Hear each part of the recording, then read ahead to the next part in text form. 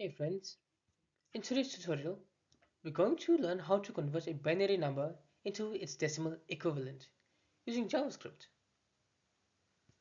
This comes in handy when dealing with low-level data hardware interaction or binary encodings in programming. We'll use the built-in parseInt function with a little regex cleanup to make sure our input is valid binary. Let's see how this works step by step. We're given a binary string, and our job is to convert it into a decimal number. This is a common need in computer science, especially when dealing with data coming from binary sources or hardware. We'll make sure that any invalid characters are filtered out before performing the conversion. Let's move to the JavaScript code now.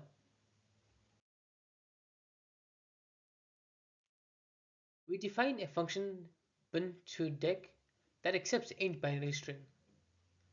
First, we make sure the input is treated as a string and strip out any characters that aren't 0 or 1 using a regular expression.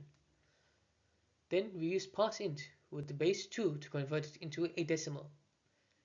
This simple line of code handles conversion safely and efficiently.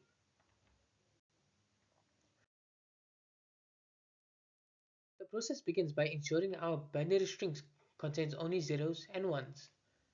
Once clean, parseInt interprets it as a base 2 number and converts it into a base 10 equivalent. This way, 110011 becomes 51 and 100 becomes 4. Let's confirm this logic with real test data.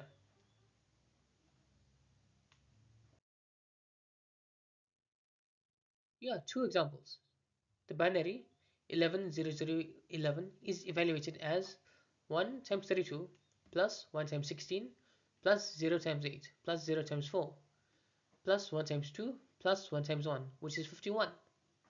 And 100 simply gives 1 times 4, which is 4.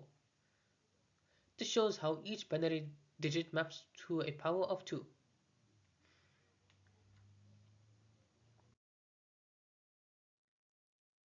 This logic is useful in hardware-level coding, where binary inputs are standard.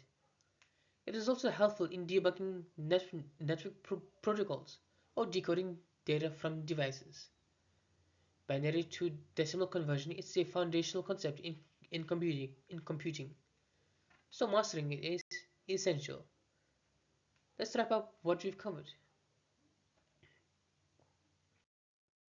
We've built a reliable function to convert binary strings to decimal numbers. With just a few characters of code, we've handled both cleanup and conversion. Try applying this pattern in other base conversions or input validation routines. Thank you for watching. If you enjoyed this video, please make sure to like, share, and subscribe for more JavaScript tutorials. I'll see you in the next one.